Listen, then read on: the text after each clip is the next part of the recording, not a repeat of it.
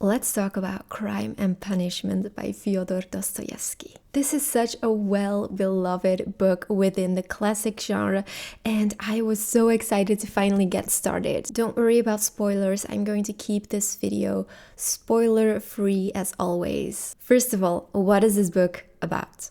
We follow our main character who is named Raskolnikov. And he lives in poverty, in a small apartment. Life isn't good, he's struggling. He absolutely hates the fact that his sister is about to marry a man for money. One day, Raskolnikov decides that he will kill his pawnbroker for her money and do all kinds of good with this money. Now, first I want to dive into Raskolnikov's character a little bit more. He struggles with the aftermath of crime. He feels the need to do good for others, even if he doesn't have to, and even if he isn't obligated to. There are certain moments in the book where he takes amazing actions towards other people, trying to save them, trying to help them. So he has this compulsion to do good. Throughout the book, he also struggles with the idea of turning himself in because the guilt is eating him away. And of course, he cares a lot for his mother and his sister. His family is very important to him. It was published in 12 monthly installments during the year of 1866. And then later they turned it into a one-volume novel. It was the second novel he had written after his return from his exile in Siberia. Before Raskolnikov commits the murder, he really thinks everything through. And he also judges other murderers for not doing the job right.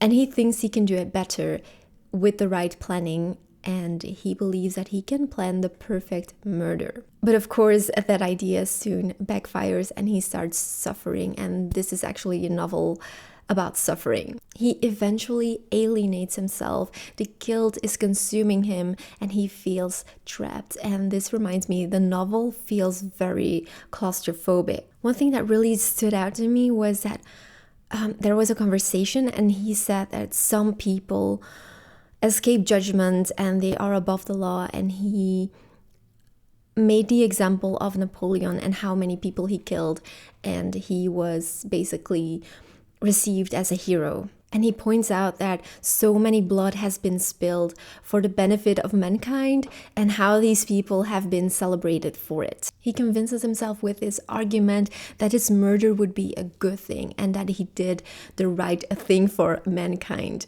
I did enjoy it for the most part, but I don't know, I kind of had different expectations. I like gloomy and dark and intense novels, but it was a bit too slow for me. There wasn't a lot going on, and it's mostly about what is going on inside Raskolnikov's head, and the novel is quite big, and after a while I just had enough. But it's a great novel, and I can absolutely see why it is celebrated so much in the classic community. By the way, I never see someone talk about this, but every character in this novel was absolutely insane. Like, everyone, except his friend. I actually forgot his name. Come on. It was Razumikin. He felt like the only one, and also Raskolnikov's sister, who were by their right mind, and he is such a good friend. He takes care of Raskolnikov, and I really admired his dedication to his friend. This novel brings up the question, is violence always a bad thing? Because we have seen through history that violence was sometimes needed for the greater good. And I think it's interesting to raise such questions and to reflect on it. Now, a little piece of reading advice. I would keep a paper or a journal with you because the names can be quite much. I did have to keep a list because it gets confusing. So trust me when I say that you will be grateful if you make yourself a list from the beginning.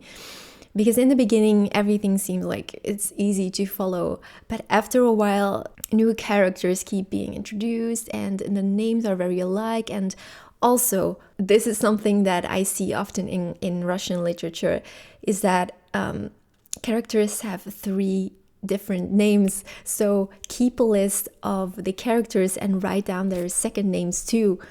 You will thank me later. Let me know in the comment section if you've read this book, if it's on your reading list, if you enjoyed it, if you didn't enjoy it. I would love to know. Thank you for watching, and I will see you next week.